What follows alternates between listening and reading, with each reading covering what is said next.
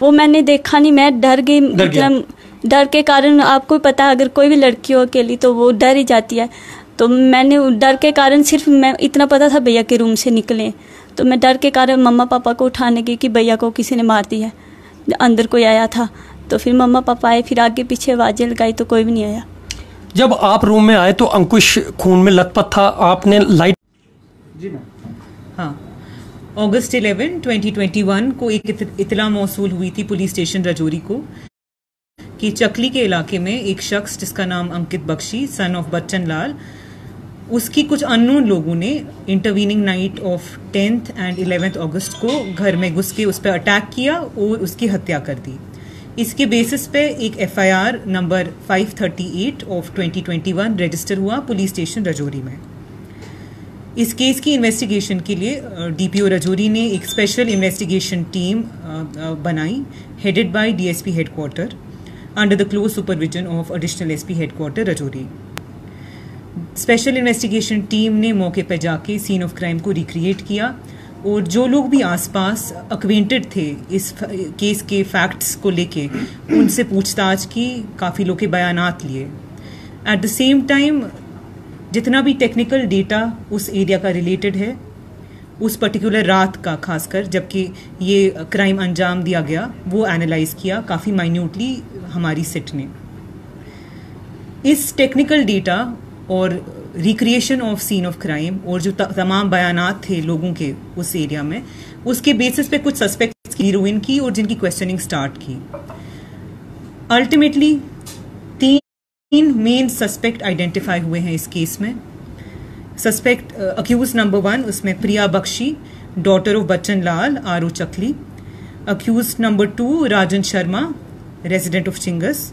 Accused number 3 resident of Sangpur, जिसका नाम अभी विदहेल्ड है जब तक उसकी एज वेरीफाई ना हो जाए, because there is a chance that he may be a juvenile. If it turns out he is not, we will disclose the name in public.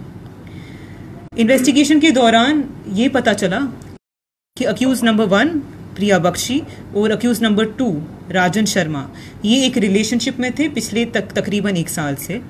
इस रिलेशनशिप के चलते हुए जो डिजीज्ड है, जो कि भाई है अक्यूज नंबर 1 का, उसको सीरियस ऑब्जेक्शंस थे एंड उसने कई बार इस मुद्दे को लेके काफ़ी ऑपोजिशन दिखाई and sometimes even forcefully.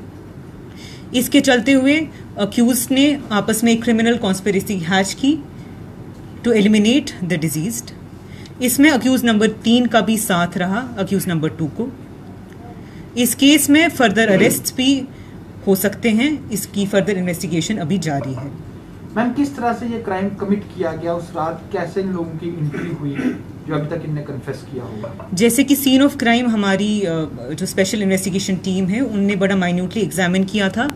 In fact अगर सीन ऑफ क्राइम देखा जाए, उससे ये नतीजा हमारी स्पेशल इन्वेस्टिगेशन टीम ने डिराइव किया था कि जो एंट्री थी वो फोर्सफुल नहीं थी।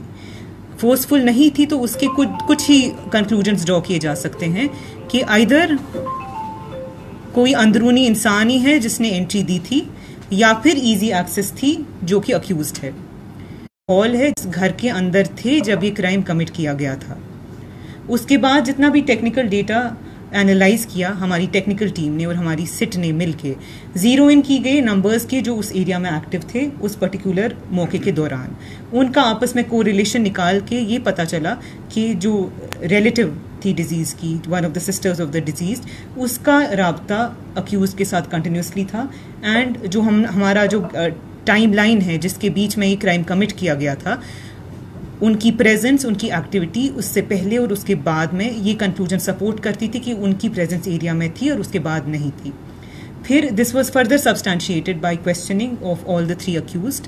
All the 3 have admitted to their involvement in the commission of the crime. इसमें हम कुछ और अरेस्ट भी एक्सपेक्ट कर सकते हैं जो क्रिमिनल कॉन्स्पिरेसी का पार्ट था।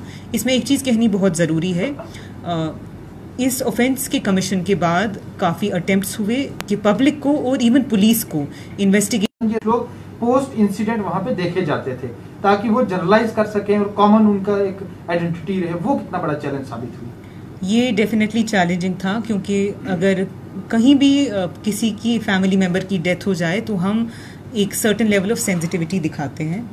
हमारी क्वेश्चनिंग भी उतनी अग्रेसिव नहीं हो पाती है क्योंकि इसमें सेंसिटिविटीज़ इन्वॉल्व हैं।